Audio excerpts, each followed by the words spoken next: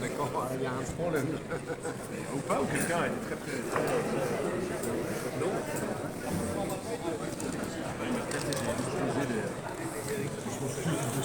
Bonjour Yves, Bonjour. donc nous sommes au salon SoBD à Paris Oui. et très heureux de te revoir après toutes ces années où on était voisins à Sèvres, À Sèvres, oui, qui n'existe plus. hélas.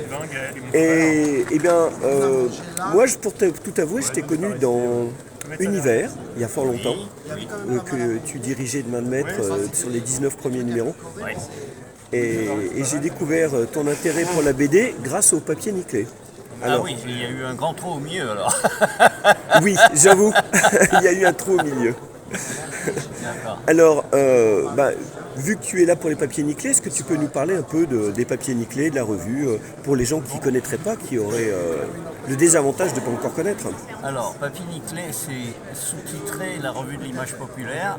Qu'est-ce que c'est qu'une image populaire? C'est l'image que tout le monde peut voir ou acquérir. Le contraire des beaux-arts, c'est pas difficile. Donc, c'est une revue qui est une revue de commentaires, c'est pas une revue de création, une revue d'études, d'analyse, de points de vue, d'informations sur la bande dessinée, le dessin de presse, l'illustration, l'affiche et la publicité, l'estampe, gravure, lithographie et l'imagerie, tout simplement. Voilà. Et elle existe depuis bientôt 19 ans, le mois prochain. Et il y a 74 numéros parus, donc le mois prochain ce sera 75.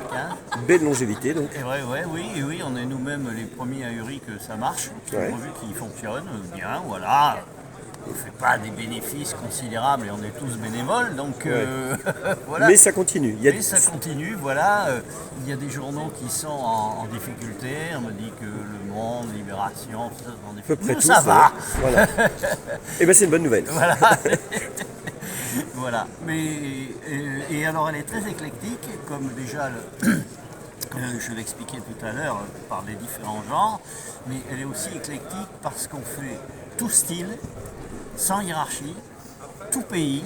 On a des correspondants dans 30 pays, donc c'est une revue très internationale, et toutes époques. On va même d'ailleurs, on a un peu triché sur notre règle de faire que le dessin imprimé sur papier, parce qu'on commence à faire les ancêtres de ça, c'est-à-dire, il y a toute une série sur l'enluminure, c'est-à-dire les trucs dessinés directement, pas imprimés, puis les imprimés n'étaient pas encore arrivés en Europe.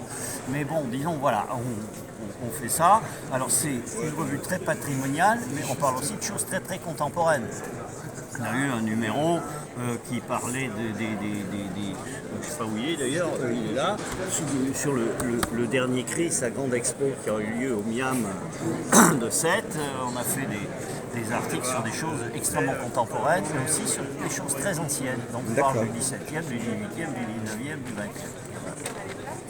Oui, donc vraiment très éclectique et très populaire, ce qui est quand même pas si mal parce que l'art a un peu tendance à être un peu élitiste. Ah ben, c'est-à-dire que ce qui est génial, moi, que j'observe avec beaucoup d'amusement, c'est que comme la bande dessinée, par exemple, a pris une importance considérable, maintenant tous les musées veulent de la bande dessinée, tous les galeries se mettent à la bande dessinée, dans les ventes aux enchères, la bande dessinée atteint des trucs dont tous les peintres rêvent, c'est que les beaux-arts se jettent sur la BD maintenant, sauf qu'ils sont obligés de se jeter à leur manière, c'est-à-dire ils cherchent des gens qui ont des dessins vraiment qui collent avec les beaux-arts, c'est-à-dire c'est la négation même de la BD, et malheureusement ça perturbe un certain nombre d'artistes qui maintenant commencent à concevoir leur BD avec des planches conçues pour être vendues en galerie. Ah oui, carrément. Et ça, c'est une perversion complète de ce qu'est la bande dessinée, qui est un art populaire, c'est un art pour des gens. Autrefois, on disait les gens qui ne savent pas lire lisent la bande dessinée. La bande dessinée, c'est plein de fautes. Alors moi, je leur sortais des bouquins plein de fautes et je leur disais lisez votre journal, vous allez voir, il y a plus de fautes que dans les BD. bandes dessinées, voilà. Et puis bon, maintenant, il y a des correcteurs, pas seulement automatiques, mais il y a des correcteurs. Bon, voilà, il y a très peu de fautes dans la bande dessinée maintenant. Oui. Et puis, lire une bande dessinée, c'est plus compliqué que lire un roman parce que la lecture d'un roman, on apprend à l'école.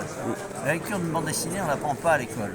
Lecture de l'image. Surtout. C'est la lecture de l'image qui est compliquée. Non, mais pas seulement la lecture de l'image, l'articulation de l'image. Il y a plein de gens qui me disent mais il faut commencer par regarder le dessin ou par lire le texte.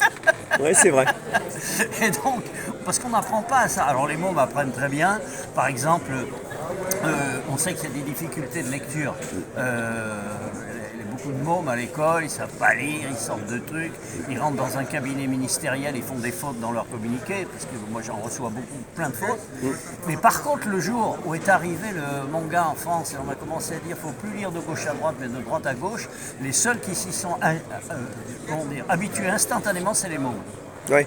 Donc là, il y a des interrogations à se poser sur les méthodes d'apprentissage de la lecture, sur qui le fait, comment on le fait. Et en fait, on s'aperçoit qu'il n'y a pas du tout une désaffection de la lecture chez les enfants, il y a simplement qu'on leur propose des choses à lire qui ne leur plaisent pas. Je suis d'accord. Et que apprendre par exemple la littérature à l'école en commençant par les classiques, c'est une aberration mais complète. Oui. Mais complète, c'est du délire, c'est des débiles qui ont inventé ça. Il faut commencer à leur faire lire des polars de leur époque, commence par ça, puis après tu peux lire les classiques. D'ailleurs moi c'est ce que j'ai fait, les classiques, je les lis tous maintenant, j'ai une culture classique absolument extraordinaire, mais elle ne vient pas de l'école. Même Rabelais, qui est mon auteur préféré, un de mes auteurs préférés, je l'ai vraiment découvert après. Ouais, je Parce me qu'à comprends. l'école, on t'apprend les trucs vachement sages de Rabelais, on t'apprend pas les trucs trash qui sont absolument formidables et qui donneraient au môme une envie de lecture extraordinaire, quoi. Voilà.